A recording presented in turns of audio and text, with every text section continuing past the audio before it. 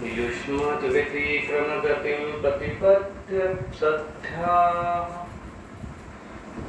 श्लोक क्रमांक 12। भूयो ममान्तिकमितं तदनुग्रहो मे यत्कल्पतामचिरतो भूतयोर्विवासा। तन्मे स्वभर्तुर्वसायमलक्ष्यमाणो युष्मद्व्यतिक्रमगतिं प्रतिपद्मसद्ध्या। भूयो ममान्तिकमितं तदनुग्रहो मे यत्कल्पतामचिरतो भूतयोर्विवासाः। तन्मे स्वभर्तुरवसायमलक्ष्यमाणो युष्मद्व्यतिक्रमगतिं प्रतिपद्य सद्ध्या। भूयो ममान्तिकमितं तदनुग्रहो मे यत्कल्पतामचिरतो भूतयोर्विवासाः। अनुवाद एवं तात्पर्य श्रील प्रभुपाद जी द्वारा। अनुवाद। मेरे इन सेवकों ने अपने स्वामी के मनोभाव को न जानते हुए आपके प्रति अपराध किया है, इसलिए मैं इसे अपने प्रति किया गया परम अनुग्रह मानूंगा यदि आप यह आदेश दें कि वे मेरे पास शीघ्र ही लौट आएं तथा मेरे धाम से उनका निर्वासन काल शीघ्र ही समाप्त हो जाए। तात्पर्य। इस कथन से हम समझ सकते हैं कि भगवान अपने सेवकों को वैकुंठ वापस लाने के लिए कितने चिंतित हैं।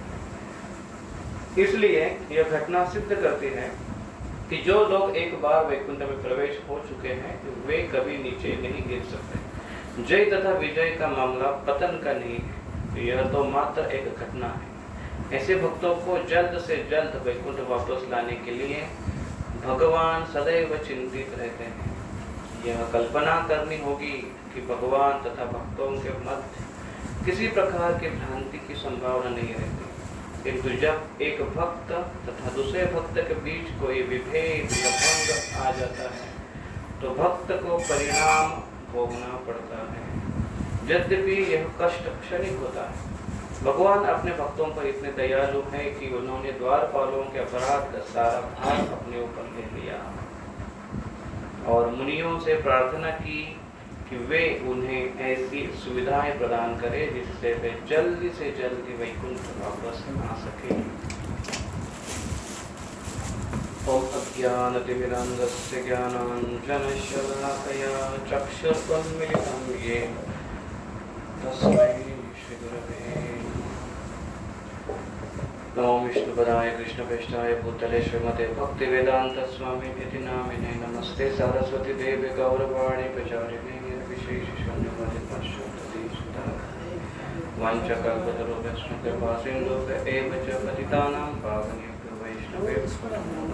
जय श्री कृष्ण चैतन्य प्रभु नित्यानंद श्री अद्वैत गदाधर श्रीवासादि गौर भक्त। हरे कृष्ण कृष्ण कृष्ण हरे हरे, हरे राम राम राम हरे हरे।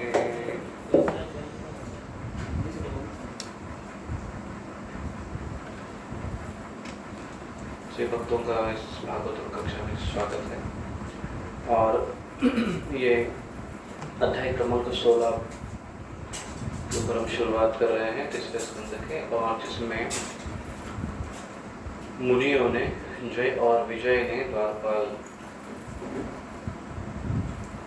द्वारपाल जय विजय को कुमारों ने चतुष्कुमारों ने श्राप दे दिया है। और श्राप देने के बाद क्या घटना घटी है इसके बारे में यहाँ पर वर्णन किया गया है।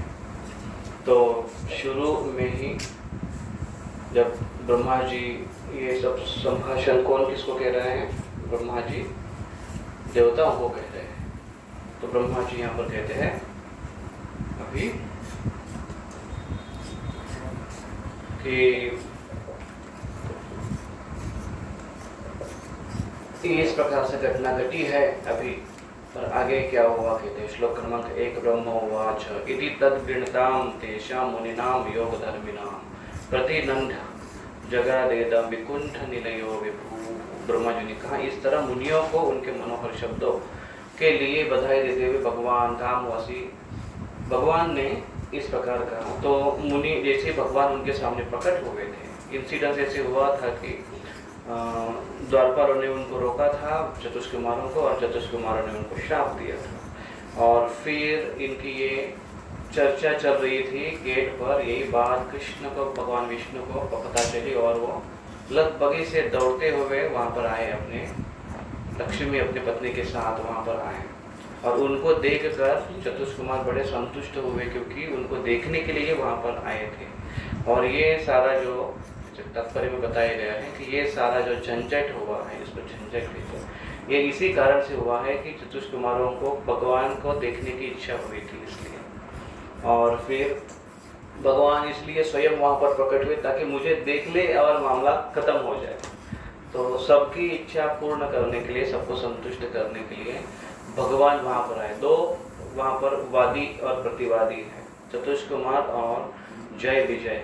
तो चतुष्कुमारों को भी संतुष्ट करने के लिए, क्योंकि भगवान का दर्शन चाहिए उनको, और ये मामला सुलझाने के लिए भगवान प्रत्यक्ष अपने सेवकों का ख्याल रखने के लिए जय विजय के लिए वहाँ पर प्रकट हो।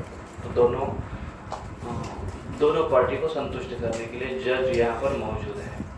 लेकिन जज मौजूद होने के बाद भी वो जजिंग का कार्य नहीं करते हैं भगवान। कितना सेंसिटिवली भगवान यहाँ पर डील करते हैं ये हम देखेंगे यहाँ। और फिर चतुष्कुमार भगवान वहाँ पर आए, और फिर चतुष्कुमार देखकर बड़े संतुष्ट हुए भगवान को, और भगवान की स्तुतियाँ करने लगे सुंदर सुंदर शब्दों में, श्लोकों में। और वो 15वें अध्याय का अंतिम था। तो वहाँ पर उन्होंने स्तुतियाँ की भगवान की। भगवान संतुष्ट होकर भगवान अभी कुछ कहने लगे हैं। तो ये अध्याय क्रमांक 16 यहाँ से शुरुआत होती है। भगवान अभी बोल रहे हैं, एतौ तौ पार्षदो मह्यम जयो विजय एव च।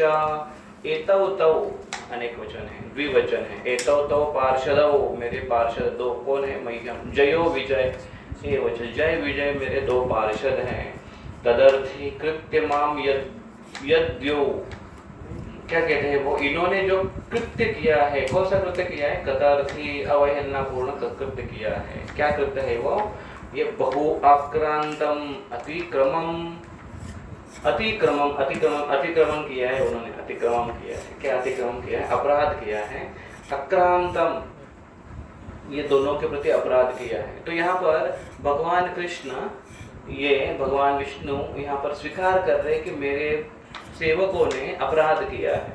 बहुत बार ऐसी प्रवृत्ति देखी गई है कि अगर अपना कोई है व्यक्ति, अपना लड़का और दूसरों का लड़का अगर झगड़ा हुआ होगा, तो वो माँ आकर अपने लड़के के बारे में सिफारिश देनी शुरू करती है कि कैसे मेरा लड़का अपराधपूर्ण नहीं है, उसका अपराध नहीं है कुछ, उसको बचाने की कोशिश करती है प्रेमवश। यहाँ पर भगवान भी प्रेम करते हैं, लेकिन बहुत बार अपराध को, अगर अपराध जुटलाना, ये बहुत बार साध्य नहीं होता है। कभी कभी अपराध को अगर स्वीकार किया जाता है तो आगे का जो मामला है वह सुलझने के लिए थोड़ी मदद होती है।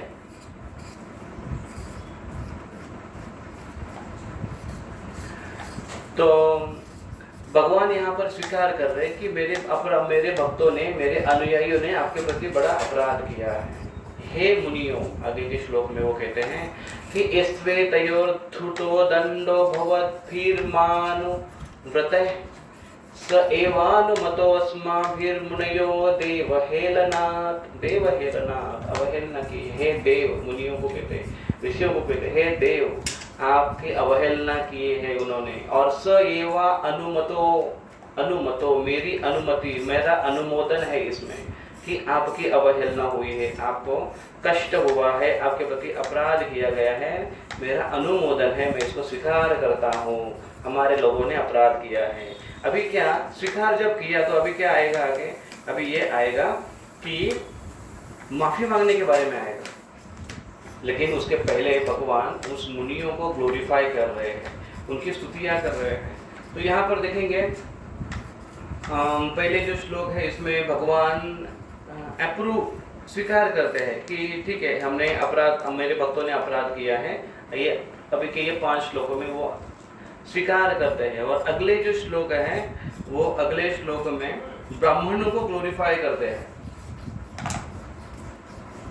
और फिर ब्राह्मणों को ग्लोरीफाई कर वो मामला सुलझाने के लिए कहते हैं अंतिम श्लोक, जो आज हमने श्लोक लिया, कहते हैं कि ठीक है, जो हुआ है आपने पनिशमेंट भी दी वो भी ठीक है, मान्य है, लेकिन ऐसा कुछ जल्दी से जल्दी करो कि ये मेरे भक्त मेरे धाम वापस आ जाए। इस प्रकार से ये श्लोक है। तो श्लोक क्रमांक 1 से लेकर श्लोक क्रमांक 15 तक ये कॉन्वर्सेशन होता है, इसके ऊपर हम लोग चर्चा करते हैं। तो अगले श्लोक में, चौथे श्लोक में वो कहते हैं भगवान कि हे मेरे लिए ब्राह्मण सर्वोच्च अति प्रिय है। तभी यहाँ से वो स्तुतियां करना शुरू करेंगे। बहुत प्रिय है मेरे लिए मेरे ब्राह्मण, और मेरे सेवकों द्वारा दिखाया गया अनादर वास्तव में मेरे द्वारा प्रदर्शित हुआ है, क्योंकि वे द्वारपाल मेरे सेवक हैं। इसे मैं अपने द्वारा किया गया अपराध मानता हूँ, इसलिए मैं इस घटी हुई घटना के लिए आपसे क्षमा चाहता हूँ। भगवान माफी मांग रहे हैं कि उनके बदले आप, मेरी गलती हुई है ये। अगर किसी व्यक्ति ने अगर कोई जानवर पाला है, गाय पाली है, और वो गाय अगर किसी के खेत पे जाकर कुछ खाती है, तो वो गाय वाला किसको दंड देगा?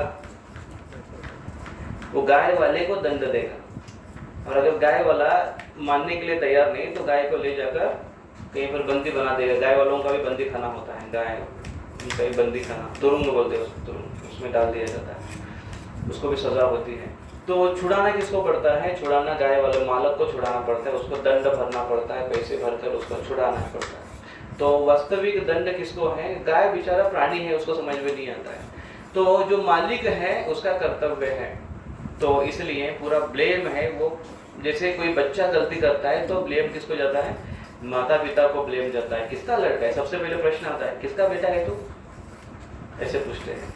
या बहुत बार तो लड़की शादी कर कर जब मायके जाती है तो जिंदगी भर वो गाली खाते रहती बेचारा। कुछ भी गलती हो गई तो सीधा बाप निकलता है, तेरे बाप ने तेरे ये सिखाया। अगर कुछ अगर बातें ऐसी हो, व्यवहार में कुछ ठीक खोट हो तो बाप निकलता है। और अगर किचन में अगर कुछ अगर गड़बड़ हो तो माँ निकलती है, तेरे माँ ने तुझे ये सिखाया है, इतना नमक डालते हैं, इतना तेल डालते हैं। ऐसे तो माता पिताओं का बड़ा कर्तव्य है कि अपने बच्चियों को, लड़कियों को ठीक से सिखा कर भेजे। या फिर अगर शादी का हो रही है तो वही बताना, भाई इसको कुछ आता नहीं है, आपको चलेगा तो ठीक मान लो, नहीं तो बाद में माँ बाप निकलना नहीं है। ऐसे तो वो उसके जिम्मेदार होते हैं। अभी वो 5वें श्लोक में कहते हैं, किसी सेवक द्वारा किए गए गलत कार्य से सामान्य जन उसके स्वामी को दोष देते हैं। जिस तरह शरीर के किसी भी अंग पर श्वेत कुष्ठ के धब्बे सारे चमड़ी को दूषित कर देता है। उदाहरण में दे रहे कृष्ण भगवान, उदाहरण दे रहे कि जैसे कुष्ठ होता है हमारे शरीर के एक अंग पर, लेकिन सारे चमड़ी को दूषित कर देता है। उसी प्रकार से ये सेवक द्वारा किया गया अपराध है, वो स्वामी को भी लज्जित या व्यंगित करता है, या वो भी व्यंग के कारण बन जाते हैं। मतलब यहाँ पर कहा गया है खासकर 5वें श्लोक में कि अगर कोई व्यक्ति, अगर कोई भगवान का भक्त अगर गलत कार्य करता है जो कि शास्त्र के खिलाफ वचन है या सामाजिक दृष्टिकोण से वो इमोरल है या गलत है, ऐसा अगर कार्य करता है कोई व्यक्ति, या कोई खास कर कोई व्यक्ति नहीं, कोई भक्त अगर ऐसा व्यवहार करता है तो उसका ब्लेम किसको जाता है? भगवान को ब्लेम जाता है। उसकी अवहेलना, उसका अपराध, उसकी निंदा भगवान की तरफ जाती है। क्योंकि लोग प्रश्न उठाते कि अरे भगवान के भक्त भी ऐसे होते हैं, ऐसे प्रश्न आता है। अगर वही लड़का या वही भक्त अगर अच्छा कार्य करता है तो लोग बोलते हैं कि भगवान के भक्त इतने अच्छे होते हैं, चलो हम भी भक्त बनना चाहते हैं। जैसे ये बहुत फेमस एग्जाम्पल है कि जयानंद प्रभु, ये जब अमेरिका में वहाँ पर जब वो प्रचार करते, भक्ति में आए थे, प्रचार कर रहे थे, तो इतना अच्छा उन्होंने एक अपना रोल मॉडल सिद्ध करके रखा था। और वो टेम्पल प्रेसिडेंट भी थे और मंदिर खुद चलाते थे। मंदिर चलाने के लिए पैसा नहीं था तो अपनी टैक्सी चलाकर पैसा लेकर आकर मंदिर चलाते थे।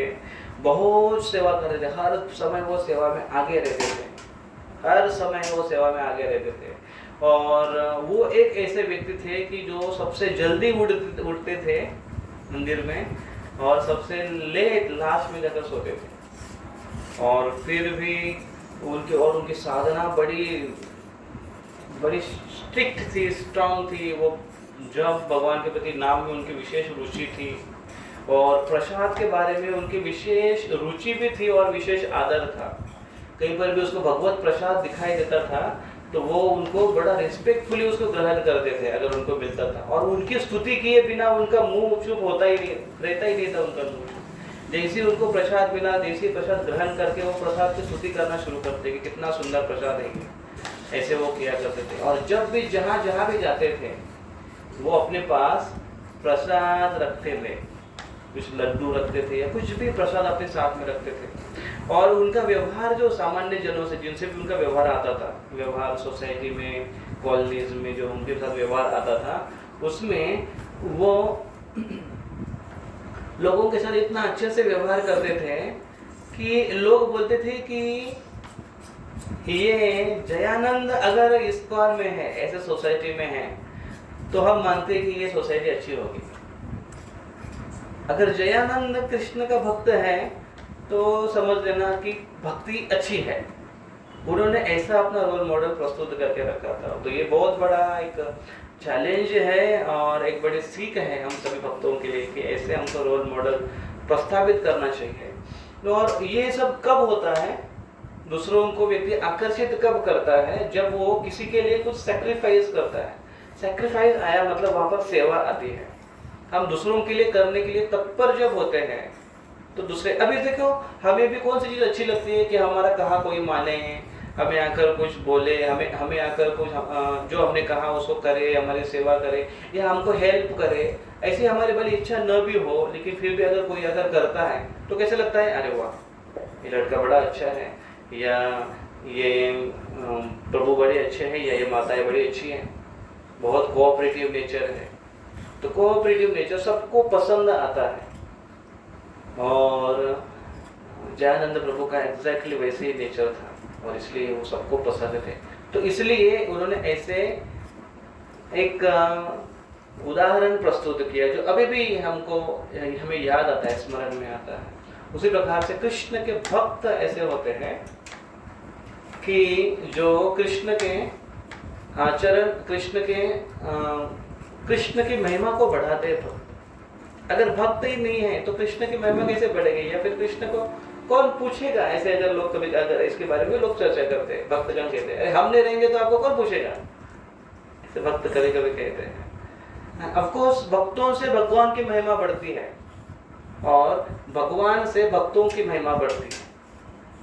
भगवान से भक्तों की पहचान होती है और भक्तों से भगवान की पहचान होती है।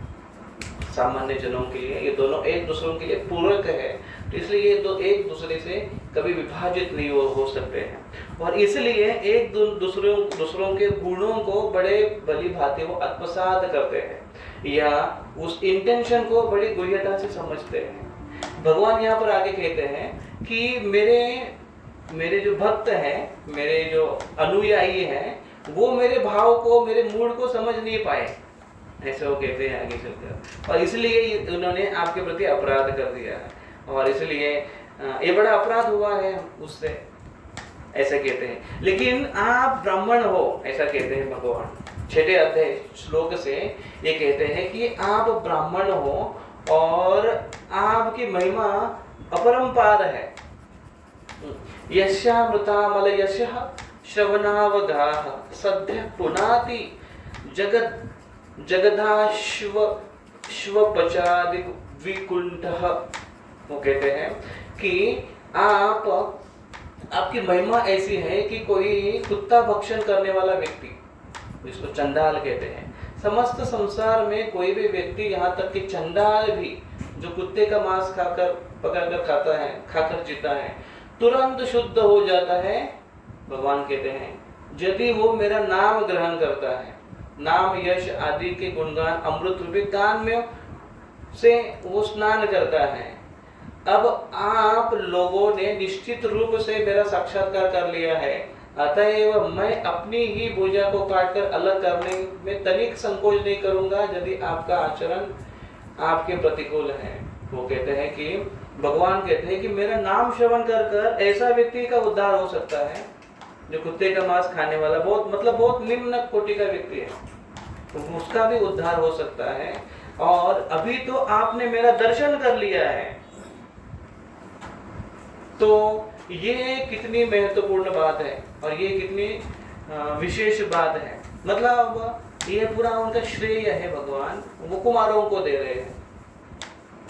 अभी देखिए अगले श्लोक में क्या कहते हैं, यत् सेवया चरण पद्म पवित्र रेणुम सद्यक्षता किमलम खीलमलम प्रतिलब्धशीलम न श्रीर्विरक्तमपि स्मां विजहाति यस्याः प्रेक्षा प्रेक्षा लवार्थ इतरे नियमान वहन्ति। भगवान कहते हैं कि मैं भक्तों का सेवक हूँ और इसलिए मेरे चरण इतने पवित्र बन चुके हैं। यत् सेवया चरण पद्म पवित्र रेणुम, मेरे आप वैष्णवों के ब्राह्मणों के खास कर ब्राह्मणों की सेवा कर कर मेरे चरण इतने पवित्र बन गए हैं कि वे चरणों की रेणु उस चरणों के तुरंत ही सारे पापों को वो धो देता है। मुझे ऐसा स्वभाव प्राप्त हुआ है कि लक्ष्मी जी मुझे नहीं छोड़ती, यद्यपि उनके प्रति मेरा कोई लगाव नहीं है और अन्य लोग उसके सौंदर्य की प्रशंसा करते हैं तथा उनके रंच मात्र कृपा के लिए पवित्र व्रत रखते हैं, तो लक्ष्मी जी भी मेरे पास आती है। ये सारी शक्ति मुझे कहाँ से मिली है? भगवान कहते हैं ब्राह्मणों की सेवा से, यत् सेवया। इसलिए तुम लोग ब्राह्मण हो, तुम लोग बहुत श्रेष्ठ हो। भगवान कृष्ण भगवान विष्णु यहाँ पर कहते हैं। तो यहाँ पर क्या उपहास कर रहे हैं वो? भगवान उपहास कर रहे हैं? नहीं, इसके हर एक जो भगवान यहाँ पर जो प्रस्तुत करे एक एक शब्द, आगे चलकर चतुष्कुमार इनकी जब बोलना शुरू करेंगे तो एक एक भगवान के वाक्यों को वो कहेंगे कि कैसे भगवान आप जो कह रहे हैं वो वास्तविक वैसे नहीं है। आप हमारी सेवा से आप इतने पवित्र नहीं बने हैं, लेकिन वास्तविक आप हम सारे ब्राह्मण भी आप ब्राह्मणों के लिए भी आप पूजनीय हैं। ऐसा हो भगवान, ऐसे वो आगे चलकर कहते हैं। फिर अगले श्लोक में कहते हैं कि यज्ञाग्नि नाहम तथापि यजमानम हवीर्विताने। यज्ञ अग्नि में जो मेरे निजी मुखों में से एक है, यज्ञ कर्ताओं के द्वारा डाली हुई आहुतियों में मुझे उतना स्वाद नहीं मिलता जितना घी से सिक्त उन व्यंजनों से जो उन ब्राह्मणों के मुख में अर्पित किए जाते हैं, जिन्होंने अपने कर्मों के फल मुझे अर्पित कर दिए हैं और जो मेरे प्रसाद से सदैव तुष्ट रहते हैं। क्या कहते हैं वो कहते हैं कि यद ब्राह्मणस्य मुखतश्चरतो अनुभासम तुष्टस्य मय्य। ये बहुत ज्यादा मुझे संतुष्ट करता है, यद ब्राह्मणस्य मुख। लेकिन वास्तविक वो कहते हैं कि घृत प्लुत मदन हुत भुंग मुखेन।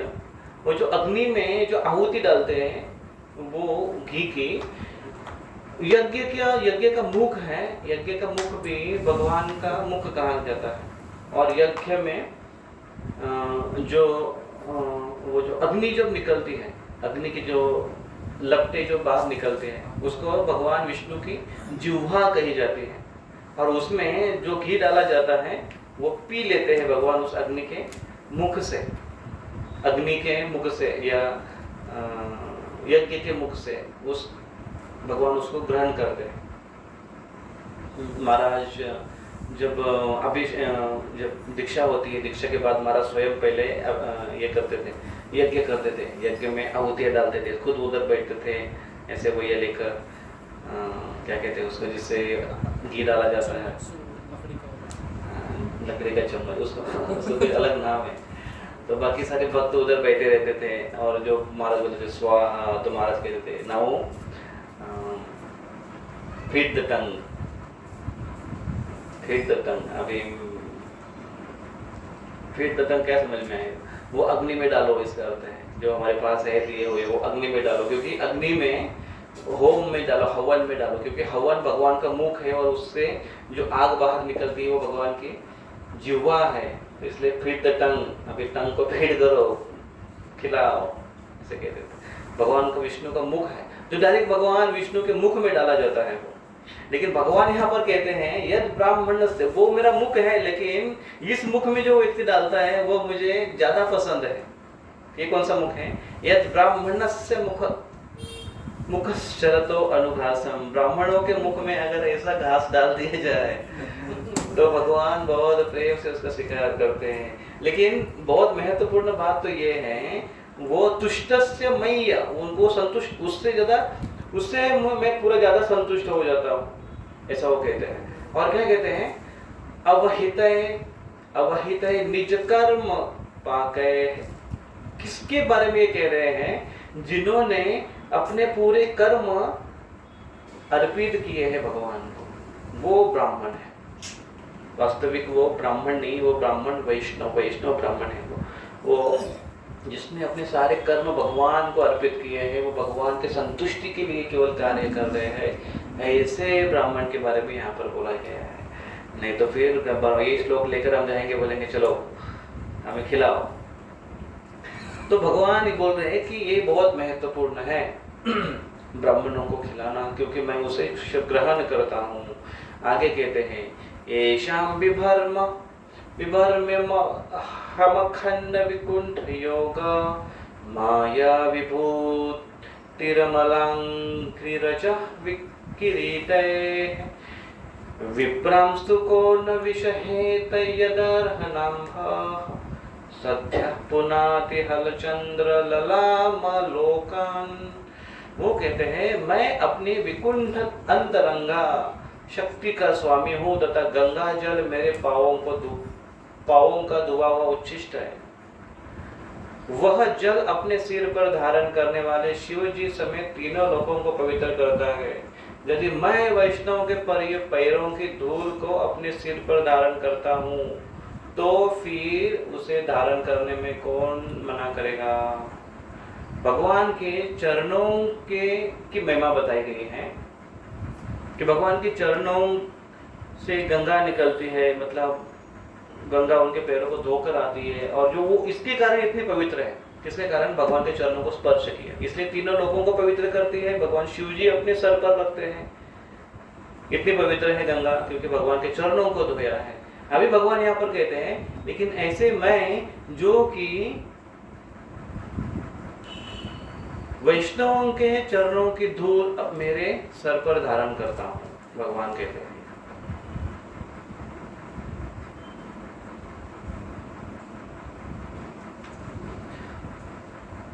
तो इसलिए अर्हना अंभा,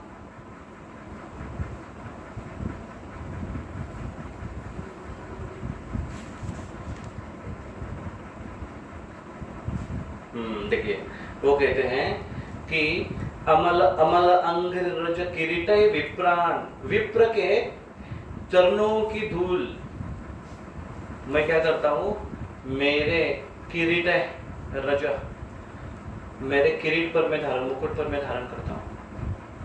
तो इसलिए ब्राह्मण मुझसे भी ज्यादा श्रेष्ठ है या मैं उनको इतना रिस्पेक्ट देता हूँ तो बाकी सबने कितना उनको रिस्पेक्ट देना चाहिए, ये वो कहते हैं। तो यहाँ पर भगवान अप्रत्यक्ष रूप से अपने निजी पार्षदों को भी ये कह रहे कि मैं ब्राह्मणों को बड़ा रिस्पेक्ट करता हूँ, तो तुम्हारी क्या बात है? तुम्हें भी रिस्पेक्ट करना चाहिए। अपने भक्तों को, अपने निजी पार्षदों को ये इस प्रकार से कहते हैं। फिर आगे के श्लोक में कहते हैं, श्लोक नंबर 10 में, ब्राह्मण गौवे तथा निस्सहाय प्राणी मेरे ही शरीर है। जिन लोगों की निर्णय शक्ति अपने पाप के कारण क्षतिग्रस्त हो चुके हैं वे इन्हें मुझसे पृथक रूप में देखते हैं। वे क्रुद्ध सर्पों के समान हैं और वे पापी पुरुषों के अधिक्षत यमराज के गीत जैसे क्रुद्ध दूतों को की चोंचों से क्रोध में नोच डाले जाते हैं। मतलब वो नरक में चले जाते हैं और उनको ये गिद्ध से, यमराज के गिद्ध से उसको नोच लिया जाता है ऐसे पापियों से। कौन है वो पापी? जो ब्राह्मण, गव्य तथा निसाय ब्राह्मण, जो कि भगवान के शरीर है, ऐसे भगवान कहते हैं। जिन लोगों की निर्णय शक्ति अपने पापों के कारण क्षतिग्रस्त हो चुके हैं, जो इनको तकलीफ देते हैं, ब्राह्मण, गव्य और असहाय प्राणी, इनको जब तकलीफ देते हैं, ऐसे लोग वो नरक में जा गिरते हैं, ऐसे भगवान का कहना है। तो भगवान अभी यहाँ पर ब्राह्मणों की स्तुति की।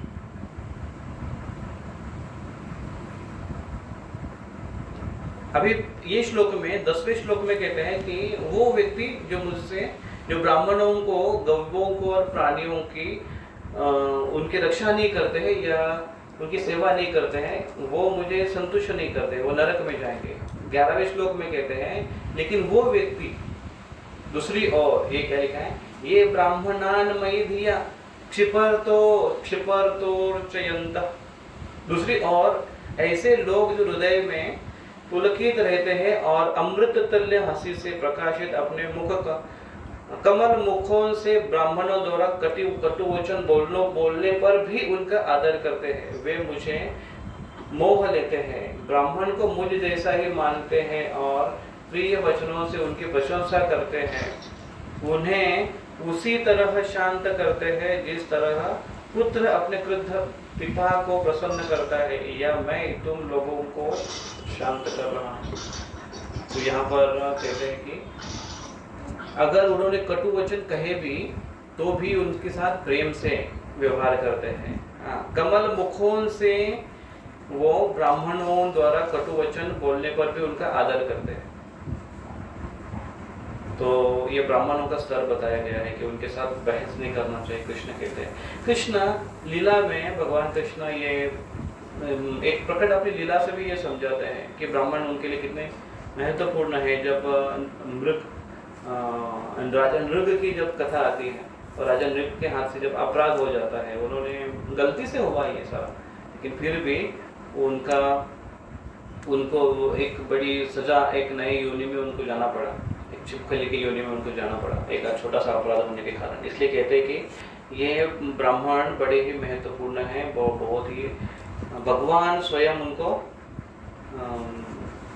रिस्पेक्ट करते हैं। तो दो है, एक श्लोक 10वें श्लोक में कहते हैं कि कौन मुझे संतुष्ट नहीं करता है, और 11वें श्लोक में बताए हैं कि कौन मुझे संतुष्ट करता है, कि वो व्यक्ति जो हृदय से पुलकित रहते हैं, अमृत तुल्य हंसी से प्रकाशित अपने मुख कमल से ब्राह्मणों के कटु वचन बोलने पर भी उनका आदर करते हैं, वे मुझे मोह लेते हैं, भगवान कहते हैं। तो इसलिए भगवान को संतुष्ट करने का एक तरीका यहाँ पर बताया गया है, ब्राह्मणों को मुझ जैसा ही मानते हैं,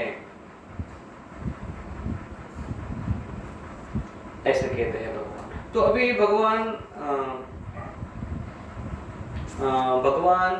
ने उनको ब्राह्मणों की स्तुति की कि इस प्रकार से ब्राह्मण बहुत श्रेष्ठ है, बहुत श्रेष्ठ है, बहुत श्रेष्ठ है, सबने उनका आदर करना चाहिए, मुझे संतुष्ट करना है तो ब्राह्मणों का आदर करना चाहिए। अभी ये हुआ इनडायरेक्टली कुमारों को ये जय विजयों को कहा।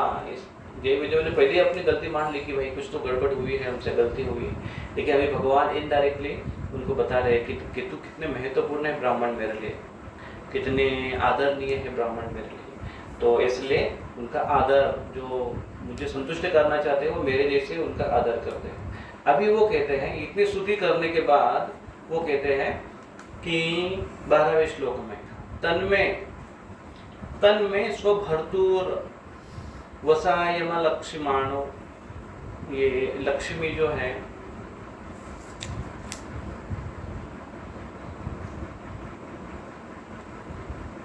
वो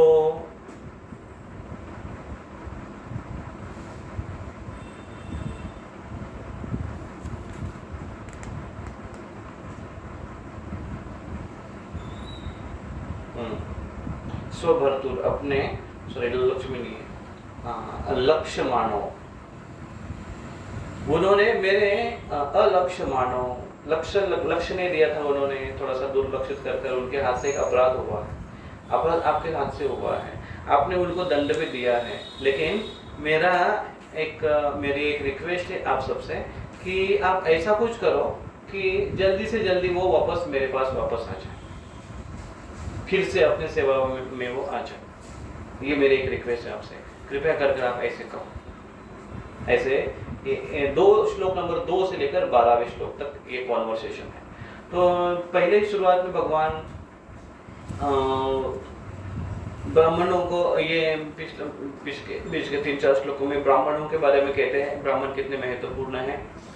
सबसे पहले तो कहते हैं कि तुमने जो किया है, ब्राह्मणों को सबसे पहले कहते हैं आपने जो किया है कुमारों को बराबर किया आपने, मैं उसको अनुमोदन करता हूँ, आपने सही किया है, आपको अपराध हुआ है, आपका ऐसा अपराध नहीं होना चाहिए, मेरे भक्तों ने किया है इसलिए मैं जिम्मेदार हूँ इसका, इसलिए मैं आपसे माफी मांगता हूँ।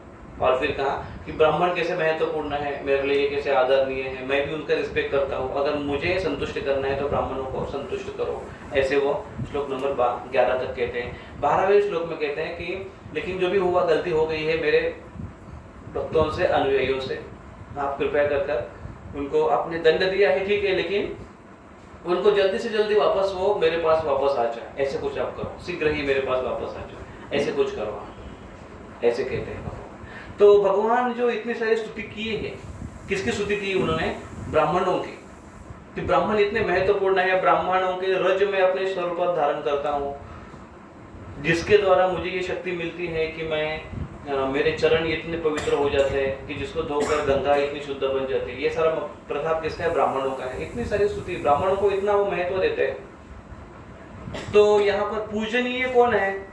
ब्राह्मण है।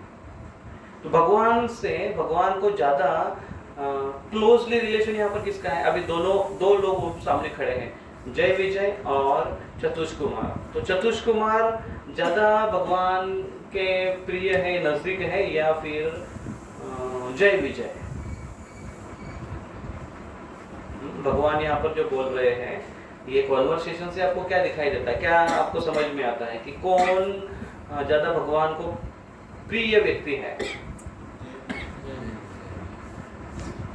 क्यों ऐसा लगता है कि जय विजय ज्यादा प्रिय है? यहाँ पर भगवान खुद तो कहते हैं कि मैं अनुमोदित करता हूँ, आपने जो किया वो ठीक किया है। ब्राह्मणों को ग्लोरीफाई इतना करते हैं, ब्राह्मण मेरे लिए इतने सर्वस्व है, वो भी बोलते हैं। लेकिन ये बात अभी यहाँ पर हम ये देखना आवश्यक है कि इसको कहते हैं कि to understand the consciousness of God is a God consciousness. भगवान की भावना क्या है उसको समझना। भगवान यहाँ पर बोल रहे हैं कुछ, लेकिन अंदर क्या है? दूसरों की स्तुति कर क्या कह रहे हैं कि आप मेरे लिए बहुत रिस्पेक्टेबल है, लेकिन किसके लिए सारा सब कुछ कर रहे हैं? वो अपने सेवकों के लिए कर रहे हैं, अपने सेवक से जो गलती हुई, और ये भी मानते हैं कि मेरे सेवक मुझसे अभिन्न है, इसलिए उन्होंने जो गलती की वो मेरी गलती हो गई। इतना वो उनको पर्सनली लेते हैं अपने सेवकों को, और इसलिए उनके साथ भले ही उनसे एक शब्द भी नहीं कहा उन्होंने, वहां पर आने के बाद जय विजय चुपचाप उधर खड़े हैं, लेकिन ज्यादा पूरा ध्यान किसके साथ है भगवान का? चतुष कुमारों के साथ पूरा ध्यान है, चतुष कुमारों के साथ पूरा व्यवहार, उनके साथ पूरी चर्चा चल रही है, पूरा कॉन्वर्सेशन उधर हो रहा है, उनको संतुष्ट करने के लिए, उनको ग्लोरीफाई करने के लिए सब कुछ ही। जो उनके अपने हैं वो बाजू में खड़े हैं, लेकिन यहाँ पर व्यवहार इनके साथ हो रहा है, पर्सनली उनके लिए वहां पर आए हैं। तो बहुत बार बहुत चीज बोलने की आवश्यकता नहीं है, समझने की आवश्यकता है। इसको सेंसिटिविटी भगवान सिखाते हैं। समझने की आवश्यकता है कि किसके प्रति ज्यादा भगवान का लगाव और भगवान का प्रेम है। भगवान कितना प्रेम करते हैं अपने निजी भक्तों से, और प्रभुपाद जी तात्पर्य में लिखते हैं कि भगवान की ज्यादा इच्छा है कि उनके भक्त उनके पास वापस लौट कर आए। हमसे ज्यादा भगवान की इच्छा है कि हम वापस भगवत धाम वापस लौट के जाए। सोचिए, जो व्यक्ति वैकुंठ में है, अभी कुछ प्रभुपाद जी तात्पर्य में बताते हैं, उनका पतन नहीं कहेंगे इसको, ये उनका पतन नहीं है, लेकिन वो कहते हैं कि एक इंसिडेंट से घटना घटी है, जिसके कारण देखिए यहाँ पर लिखा है कि एक बार वैकुंठ में प्रविष्ट हो चुके कभी नीचे नहीं गिर सकते। जय विजय का मामला यहाँ पर पतन का नहीं है, ये तो मात्र एक घटना है। जिसके कारण उनको नीचे जाना पड़ रहा है। लेकिन भगवान उनके लिए प्रबंध करे कि जल्द से जल्द वो वापस आए। तो भगवान जो अपने निजी धाम में रहा हुआ व्यक्ति, स्थित हुआ व्यक्ति, जब वह कहीं नीचे चला जाता है तो भगवान चाहते हैं कि वो जल्दी से जल्दी ऊपर आए, अपने पास वापस लौट के आए। सोचिए, जो भगवान के भक्ति में जुड़ा हुआ व्यक्ति है और वो अगर कभी कुछ कारणवश, कुछ घटना के वश अगर भक्ति छोड़कर अगर चला जाता है या भक्ति बंद कर देता है करना, तो क्या भगवान उसको छोड़ेंगे या भगवान चाहेंगे नहीं कि वो दोबारा फिर से भक्ति में आ जाए अच्छे से? भगवान जरूर चाहेंगे। उसके बारे में भगवान चिंतन करते हैं, भगवान की चिंता रहती है कि कैसे वो वापस आए, कैसे वापस आए। इस प्रकार से इस श्लोक में भगवान का अपना एक गुण जो हमें बहुत दिलासा देता है, महत्वपूर्ण हमको बताता है कि भगवान हमसे कितना प्रेम करते हैं, हमसे भी ज्यादा भगवान हमसे प्रेम करते हैं। इसलिए भगवान खुद खड़े हो जाते हैं वो मार खाने के लिए। जब हरिदास ठाकुर बीच बाजार में जब मार खा रहे थे तो भगवान उनके पीठ पर अपने आप को रखे, क्योंकि हरिदास ना वो जल्लादों को मारने दे रहे हैं, क्योंकि प्रार्थना करे भगवान को बचाओ, भगवान को बचाओ। भगवान सुदर्शन चक्र लेकर आए थे चैतन्य महाप्रभु, लेकिन उन्होंने मारने नहीं दिया। इसलिए भगवान और क्या करेंगे, तो भगवान अपने भक्तों की जो दशा है वो भी नहीं देख सकते, तो इसलिए खुद आकर उनके पीठ पर अपने आप को रखे और सारा मार उन्होंने खुद खाया। भगवान कितना भगवान प्रेम करते हैं। चैतन्य चरितामृत में एक जगह सुंदर वर्णन आता है कि जहां पर अद्वैत आचार्य वो ये महाप्रकाश जो लीला है उस समय चैतन्य महाप्रभु कहते हैं कि अद्वैत तुमको याद है कि तुम जो श्लोकों का अध्ययन करते थे, भगवत गीता के श्लोक पढ़ते थे, और जब तक तुम्हें वो श्लोक समझ में नहीं आता था तब तक तुम खाते नहीं थे, ऐसा वो कहते हैं। और भक्ति शास्त्री के लिए बहुत इंपॉर्टेंट है ये इंसिडेंट, इसलिए मैं सोच रहा हूँ कि इसके ऊपर चर्चा करूँ। तो वो कहते हैं कि देखो क्या होता था कि वो कहते हैं जे श्लोकेर व्याख्या नाई पाओ भक्ति योग, श्लोकेर ना देह दोष छाड़ सर्वभोग। वो कहते थे कि जे श्लोकेर व्याख्या नहीं पाओ भक्ति योग, जो भी श्लोक है उसका भक्ति योग से कोई संबंध नहीं दिखाई देता था तुमको, तो तुम सोचते थे कि अरे ये श्लोक ऐसे कैसे कहा है कृष्ण ने, और तुम उसके को सोचते थे। और जब तक वो अर्थ नहीं समझ में आता था, वो कहते थे श्लोकेर ना देह दोष, श्लोकों का कोई दोष नहीं था, लेकिन उसके कारण वो छाड़ सर्वभोग, वो खाना पीना बंद कर देते थे।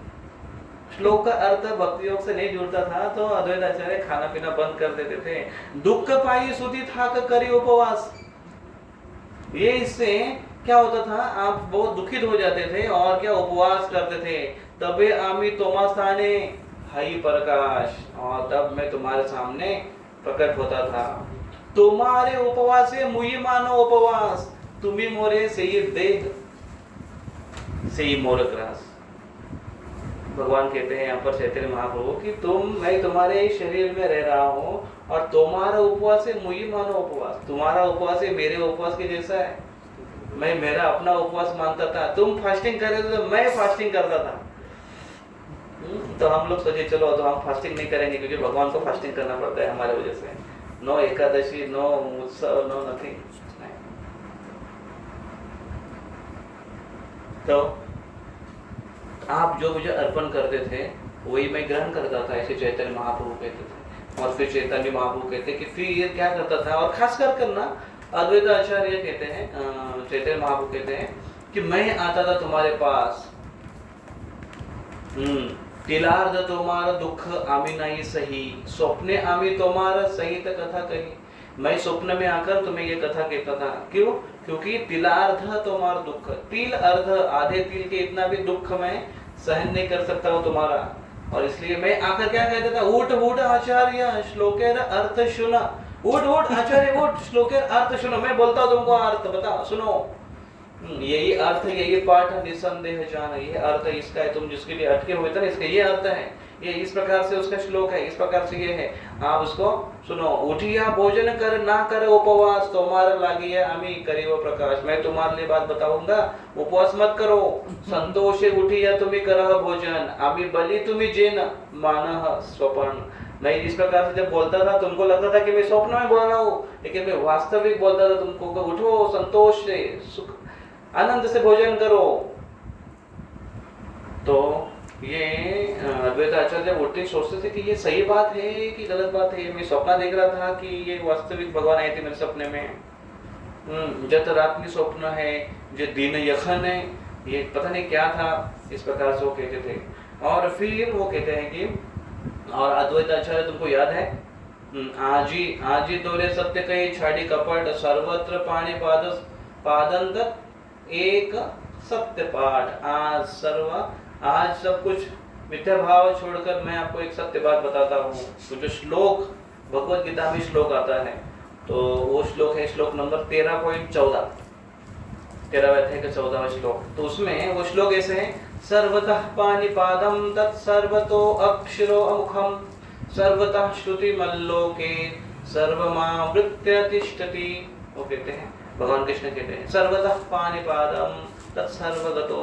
कृष्ण यहाँ पर चैतन्य महाप्रभु कहते हैं, लेकिन मैं बताता हूँ आपको कि उसका सही अर्थ क्या है।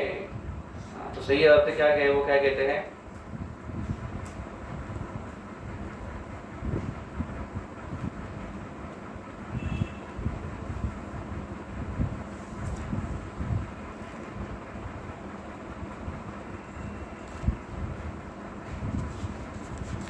वो कहते हैं कि वो जो सर्वतः है ना, वो सर्वतः नहीं है। वो कहते हैं, कृष्ण कहते हैं, मैं कहता हूँ उसका अर्थ आपको क्या है। उसका अर्थ ये है सर्वत्र पाणिपादम। वो कहते हैं कि मैं मेरे सब जगह पर स्थित हूँ, सब जगह मेरे हाथ पैर पानी मतलब हाथ पाद मस्तक शीर, ये मेरे सब जगह है, मैं सब जगह फैला हुआ हूँ। इस अर्थ से वो बताते हैं। तो भगवत गीता में ये श्लोक आप देखेंगे तो ये श्लोक सर्वतः आता है।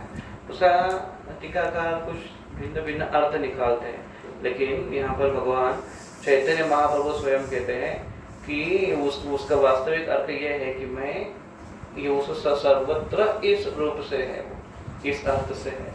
इस प्रकार से उनको स्वयं आकर वो इसका अर्थ सुनाते थे भक्त चैतन्य महाप्रभु, और अद्वैत आचार्य की जो चिंता है उसको दूर करते थे।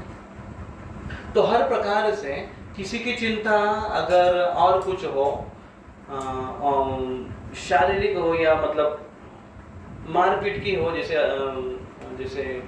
हरिदास ठाकुर की बारे में था, उसी के साथ चैतन्य महाप्रभु आदान प्रदान करते हैं और खुद आकर रक्षा करते हैं। और दूसरा, ये बौद्धिक स्तर पर अगर कोई व्यक्ति संकट में है जैसे अद्वैत आचार्य, तो उनको आकर भगवान मदद करते हैं, उनको आकर अपना सही अर्थ बताते हैं, भगवत गीता का सही अर्थ समझाते हैं और उनकी रक्षा करते हैं। इतने भगवान भक्तों के साथ जुड़े रहते हैं, भक्तों के साथ उनका व्यवहार हो घना व्यवहार है। अभी ये जब बात सब हुई, भगवान का अपना मत वो प्रकट कर रहे हैं कि भक्त मेरे लिए कितने महत्वपूर्ण है, ये बता रहे हैं। तो हाँ, तो कभी कभी कुछ भक्तजन कहते हैं ना, लोग ऐसे कहते हैं कि भगवान बुलाएंगे तब हम आएंगे। ये बहुत भक्तों का प्रश्न था कि लोग ऐसे बोलते हैं तो क्या बोलना चाहिए। ये देखिए इस श्लोक में तीसरा स्कंद 16वां अध्याय और श्लोक क्रमांक 12, इसमें भगवान कहते हैं कि वो मेरे पास वापस जल्दी से जल्दी आ जाए, ऐसे मेरी इच्छा है। भगवान विष्णु स्वयं कहते हैं। तो ये श्लोक आप याद रखो, और ये श्लोक जो भी ऐसा बोलता है कि भगवान नहीं बुलाते, तो उसको ये श्लोक आप सुना सकते हो। भूयो भूयो ममांतिकमिताम तत् अनुग्रहो में, अनुग्रह करो, ये क्या कर रहे हैं, यत् कल्पताम चरितम चिरतो भूतयोर विवासः। वो कहते हैं कि वो कल्पताम अचिरतः अचिरेण, शीघ्रता से वो दोनों मेरे सेवक वो वापस आने चाहिए, ऐसे वो कहते हैं। तो ये श्लोक याद करके उनको सुना सकते हैं कि भगवान जल्दी बुलाना चाहते हैं अपने भक्तों को अपने पास। अभी श्लोक क्रमांक 13 से ब्रह्मोवाच, ब्रह्मा जी कहना शुरू करते हैं। क्या कहते हैं वो, अथ तस्य शतीम देवीं ऋषिकुल्यां सरस्वतीं न स्वाध्या मन्य दिष्टानां तेषां आत्माप्यतृप्यता। वो कहते हैं कि ब्रह्मा ने कहा कि मुनियों का क्रोध रूपी सर्प से उनको डस लिया गया था, और इसलिए उनकी आत्माएं भगवान की उस मनोहर तथा तेजपूर्ण वाणी को सुनकर अघाई नहीं थी। जो वैदिक मंत्रों की श्रृंखला के समान थी। तो भगवान ने इतने सुंदर सुंदर श्लोकों में स्तुतियाँ की और सुंदर सुंदर श्लोक कहे। ये वास्तविकता केवल स्तुति नहीं थी, ना ही उपहास था, ये वास्तविकता तो थी। भगवान अपने मन को भी प्रकट कर रहे हैं और साक्षात भगवान के सुंदर शब्दों को सुनकर कौन व्यक्ति है जिसके हृदय को तुष्टि नहीं होगी, हृदय को तुष्टि होगी। एक मधुर वचन सुनकर लोगों को तुष्टि होगी। एक बार एक व्यक्ति ऐसे फोन आते हैं ना, बहुत सारे फोन कॉल्स ऐसे आते हैं, फेक फोन कॉल आते हैं, कभी कंपनी के फोन कॉल आते हैं। तो बैंक से फोन आया था, तो आदमी फोन उठाया, बोले हेलो, तो उधर से एक स्त्री का आवाज आया, लड़की का, बड़े मधुर शब्दों से बोल रही है, हेलो दिस इज, ऐसे कहा था कि आप सो एंड सो। बोले हाँ मैं बोल रहा हूँ। उसने कहा तो मैं इस बैंक से ऐसे बोल रही हूँ और हमारे यहाँ पर बैंक में ऐसी सुविधाएं है और इतना कम इंटरेस्ट में है, तो आप क्या इस इंटरेस्ट के बारे में आप इंटरेस्टेड हो? तो उसने कहा देखो इंटरेस्ट के बारे में मुझे इंटरेस्ट नहीं है, लेकिन आप जो बोल रहे हैं वो सुनते हुए बड़ा इंटरेस्ट आ रहा है, आप बोलते रहो। क्योंकि इतने मधुर शब्दों को वो सुन रहा था, लड़की बड़े प्यार से ऐसा बोल रही थी, वो अपने पर्पस से बोल रही थी, लेकिन ये आदमी ये शब्दों को सुनकर, वो मधुर शब्दों को सुनकर बड़ा अच्छा लग रहा था उसको। तो शब्दों का प्रभाव होता है, भले क्या बोल रही है वो ज्यादा महत्वपूर्ण नहीं उसके लिए। भगवान यहाँ पर साक्षात भगवान अपने मधुर शब्दों से इस प्रकार से बोल रहे हैं। भगवान के शब्द कितने मधुर हैं, लेकिन उससे भी इस कुमारों के हृदय में कोई सेटिस्फैक्शन उनके हृदय को नहीं हुआ, समाधान उनके हृदय को नहीं हुआ, वो मनोहर नहीं लगे उनके शब्द उनके हृदय को। क्यों? विश्वनाथ चक्रवर्ती ठाकुर कहते हैं यहाँ पर, और आगे के श्लोक में, श्लोक क्रमांक 14 में कहते हैं कि अभी ये श्रवण किया है, सतिम व्याधाय शृण्वन्तो लघ्वीं गुरुवर्थ गह्वराम। ये अर्थ कैसे है? ये गुरुर अर्थ है, गुरुर अर्थ गह्वराम, बहुत समझने के लिए वो कठिन है, ऐसे अर्थ है। गुह्य अर्थ है। गुरु ये शब्द का एक अर्थ है, यहाँ पर बहुत तात्पर्य में ट्रांसलेशन लिखते हैं, गुरु ये शब्द का अर्थ है गहन। तो इसलिए कहा जाता है कि बहुत बार अंडर एस्टिमेट या जज करने की कोशिश नहीं करनी चाहिए, गुरु को समझना ही गहन है पहली बात तो गुरु अर्थ ऐसा अर्थ है जो समझना, भले ही सुना है लेकिन समझना कठिन हो गया है, कुमारों को ये समझ में नहीं आया। और इसलिए तो विश्वनाथ चक्रवर्ती ठाकुर इसके ऊपर कमेंट्री करते हैं, वो कहते हैं क्यों इनको समझ में नहीं आया, भगवान के इतने मधुर शब्द उनको समझ में क्यों नहीं आए, उससे उनके हृदय आनंदित क्यों नहीं हुए? क्योंकि उन्होंने भगवान के भक्त के प्रति अपराध किया था, जय विजय के प्रति अपराध किया था। जय विजय को बड़ी ही बुरी तरह से उन्होंने शापित कर दिया था। दंड इतना बड़ा, अपराध इतना बड़ा नहीं था, एक थोड़ा सा केवल रोका था, लेकिन इतना बड़ा उनको ये दे दिया, शाप दे दिया, दंड दे दिया कि 3 जन्मों तक वो भौतिक जगत में आना, ये अपने आप में बहुत बड़ा शाप है। तो इनको शाप देकर भौतिक जगत में वो आए। तो इसलिए वो कहते हैं, विश्वनाथ चक्रवर्ती ठाकुर कहते हैं कि अभी जो 14वें श्लोक में ये कंफ्यूज हो गए हैं, चतुष कुमार कंफ्यूज हो गए कि भगवान ने जो कहा है अभी इतने श्लोकों में, ब्राह्मणों की इतनी सारी स्तुति की है, तो वो समझ नहीं पा रहे कि भगवान ऐसा क्यों बोल रहे हैं, भगवान हमारी सराहना कर रहे हैं, हमारी स्तुति कर रहे हैं, या हमको टॉन्ट कर रहे हैं, टोमने दे रहे हैं, या भगवान हमारे इस कार्य से संतुष्ट है, या भगवान हमारे इस कार्य से दुखी है। वो समझ नहीं पाए भगवान के इस व्यवहार को। जैसे अर्जुन भी समझ नहीं पाए थे, अर्जुन पूछ रहे कृष्ण को, कृष्ण मुझे समझ में नहीं, आप क्या बोले, व्यामिश्रेण एव वाक्य न बुद्धि मोह सीव में, आप ऐसे व्यामिश्रेण वाक्य बोल रहे, व्यामिश्रेण 2 अर्थ के वाक्य बोल रहे हैं, बुद्धि मोह सीव, मेरी बुद्धि मोहित हो गई। यहाँ पर भगवान एक ही वाक्य, एक ही लाइन से या एक ही फ्लो से बोल रहे हैं, लेकिन फिर भी चतुष कुमारों को समझ में नहीं आया। विश्वनाथ चक्रवर्ती ठाकुर कहते हैं क्योंकि वो उन्होंने अपराध किया था, इसलिए उनको समझ में नहीं आया, इसलिए भगवान के इस वाक्यों को वो ठीक से समझ नहीं पाए, ऐसे वो कह रहे थे। और फिर वो कहते थे, फिर 15वां श्लोक है, 15वां श्लोक ये श्रृंखला का लास्ट श्लोक है, और इसमें वो कहते हैं कि तो भी चारों ब्राह्मण मुनि ने उन्हें देखकर अति वो प्रसन्न थे।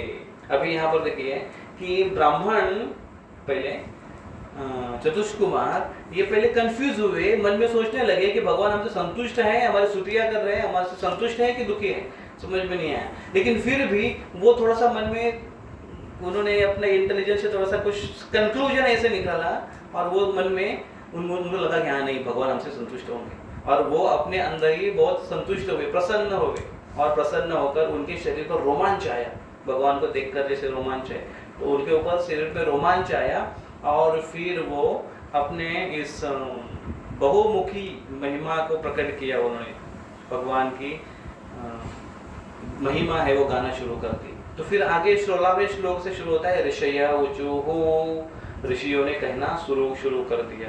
तो एक है कि पहले तो वो कंफ्यूज हुए, भगवान की इसमें वाक्य को ठीक से समझ नहीं पाए, और वो उनको लगा कि पता नहीं हमने अपराध किया कि क्या, लेकिन उनके मन में ये बात रही गई कि हमने अपराध तो किया है बहुत।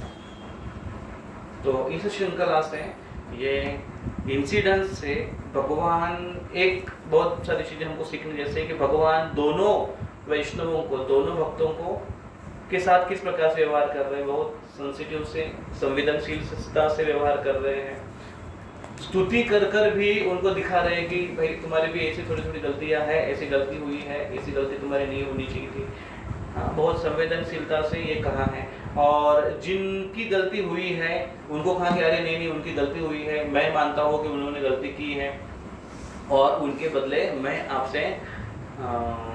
आपसे विनंती करता हूँ कि आप उनको माफ़ करो, या जल्द से जल्द वो उनके बिहाफ भगवान माफ़ी मांगने के लिए तैयार हो जाते हैं। तो दोनों को भगवान रिवार्ड भी करते हैं और दोनों को पनिश भी करते हैं भगवान। तो यहाँ पर भगवान का सेंसिटिवली व्यवहार ये हमको समझ में आता है। और दूसरा कि जिनकी हम जिम्मेदारी लेते हैं या जो हमारे अंदर हैं, उनकी जिम्मेदारी ये कितनी महत्वपूर्ण है और कितनी महत्वपूर्णता से उसके साथ व्यवहार होना चाहिए। और खास कर जब पिछली बार यहाँ पर हमारे मंदिर में जब चर्चा चल रही थी श्लोकों के ऊपर, तो वक्त कुछ कह रहे थे कि ये जो व्यक्ति जिसके अंडर है, जिसके अंडर रहकर वो सेवा करता है, कार्य करता है, उसकी जिम्मेदारी होती है अगर वो कोई गलत कार्य करे तो उनका पूरा ब्लेम उस व्यक्ति के ऊपर जाता है। तो ये बात निश्चित ही सत्य है, लेकिन ये बात तब तक सत्य है जब तक वो व्यक्ति उनके आज्ञा का पालन करता है या उनके मार्गदर्शन को स्वीकार करता है। अगर वो मार्गदर्शन, और इसका उदाहरण दिया जाता है कि एक पत्नी अपने पति के ऊपर निर्भर रहती है, और पत्नी जो भी कुछ कार्य करती है, अगर उसके गलत कार्य हो तो उसका ब्लेम पति को चला जाता है। वो अगर कोई पाप कार्य करती है तो उसका ब्लेम या उसके पाप पति को भी लगते हैं आधे आधे। लेकिन ये तब तक है जब तक वो पत्नी अपने पति के आज्ञा का पालन करती है। अगर कोई पत्नी अपने पति की आज्ञा का पालन नहीं करती है, उसके कहने के अनुसार नहीं रहती है, तो पति उनके कार्य के लिए जिम्मेदार नहीं ठहराया जा सकता है, क्योंकि वो पति के केवल एक फॉर्मेलिटी के रूप में वो उसके अंडर है। उसी प्रकार से एक गुरु अपने शिष्य के लिए जिम्मेदार है, लेकिन वो गुरु तब तक वो अपने शिष्य के लिए जिम्मेदार है जब तक वो शिष्य अपने गुरु के आज्ञा का पालन करता है।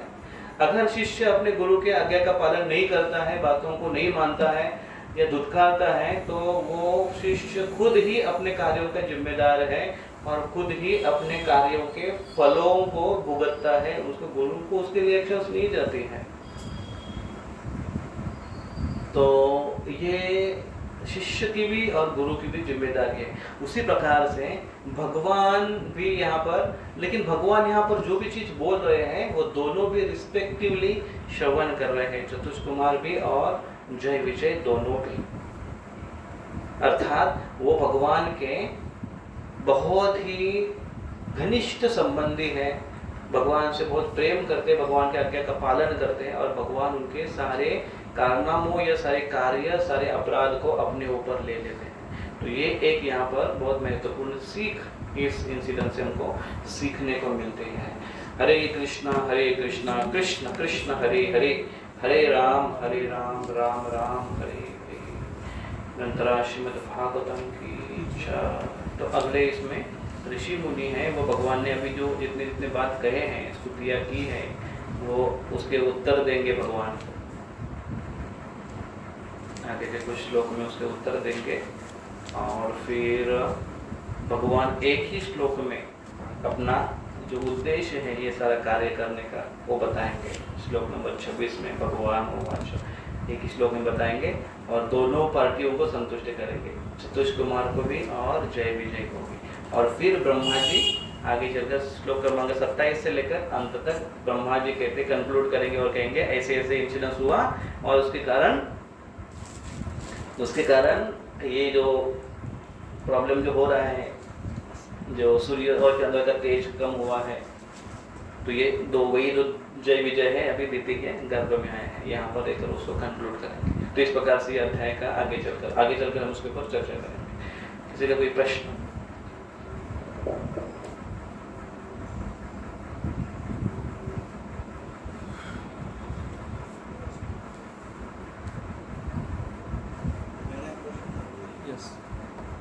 वही जैसे भगवान यहाँ पर बोल रहे हैं कि मतलब जय विजय के बारे में बता रहे हैं चतुष कुमार कि वो मेरे भक्त है, फिर भी मेरा स्वभाव नहीं समझता है, इसलिए भी उससे शिक्षण पूछा।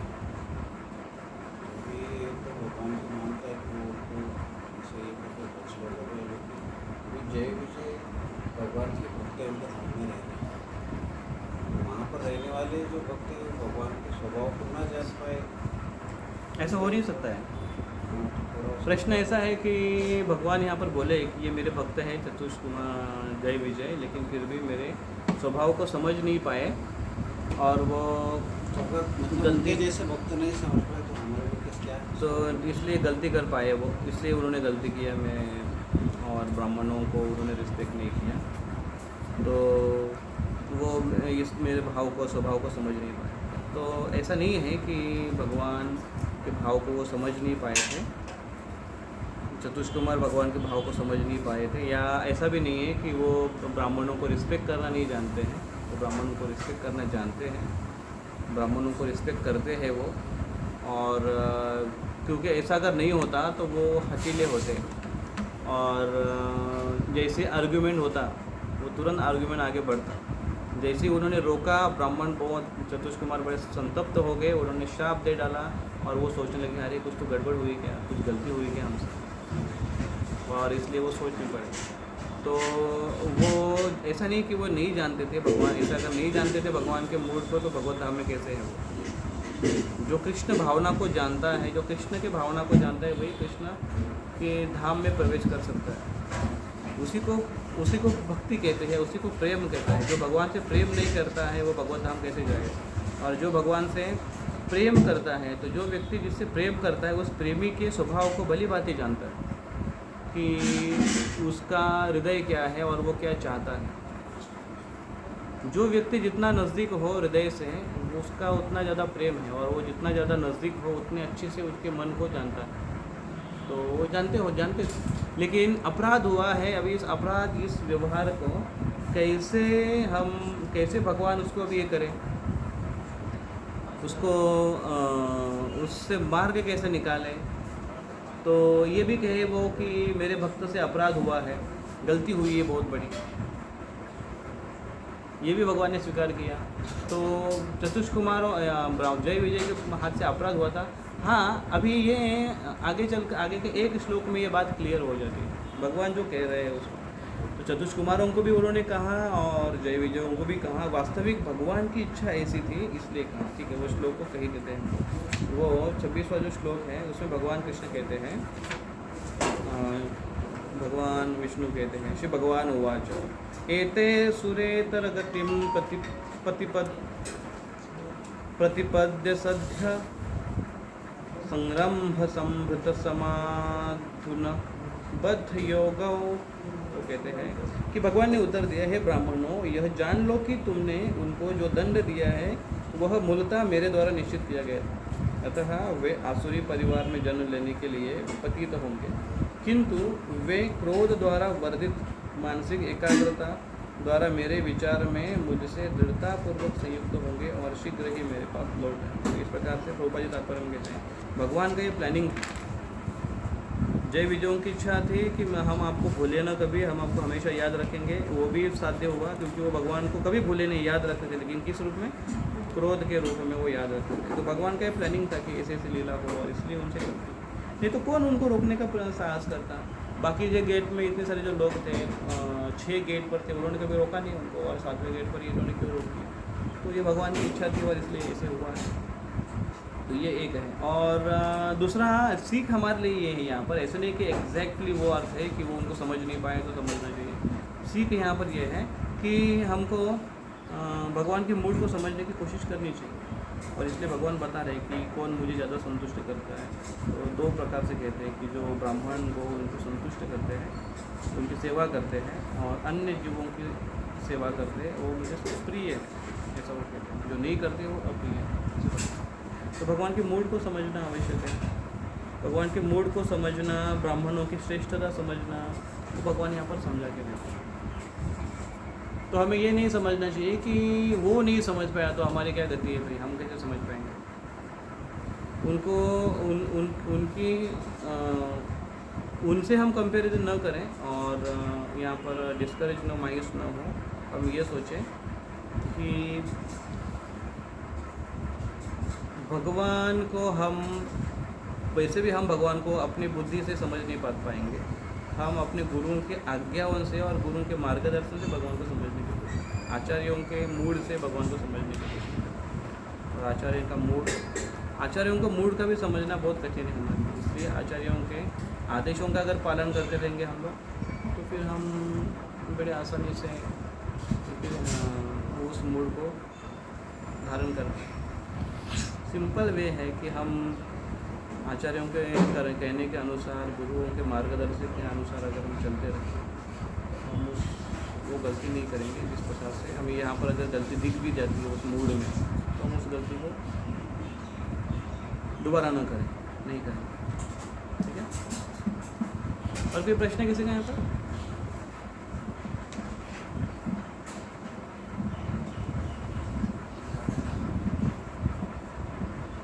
तो आज श्री श्री राधा गोपीनाथ, इनका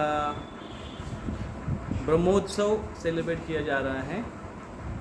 ब्रह्मोत्सव मतलब जिस दिन वो डीटीज इंस्टॉल की गई थी, तो राधा गोपीनाथ जी का आज बर्थडे है। गोपीनाथ मंदिर में बड़ा सेलिब्रेशन है आज, और हमारा परम सौभाग्य है कि परम पूज्य राधानाथ स्वामी महाराज वो क्लास देंगे शाम 7:30 बजे। मैसेज ग्रुप पे डाला गया है, व्हाट्सएप ग्रुप पे, आप उसको देख लीजिए। और शाम और दिन में 8:30 से अभी शायद शुरू हुआ होगा ऑफरिंग्स, गोपीनाथ जी के लिए ऑफरिंग्स हैं, और जो कैसे कैसे वो हुआ गोपीनाथ का, ये सब बताएंगे, अपने अपने अनुभव भक्तगण शेयर करेंगे। तो वो कार्यक्रम अभी चल रहा है, तो उसको भी आप देख सकते हैं, सुन सकते हैं, और शाम को महाराज का क्लास अटेंड कर सकते हैं। बहुत बहुत धन्यवाद। हरे कृष्णा। ग्रंथराज श्रीमद् भागवतम की जय।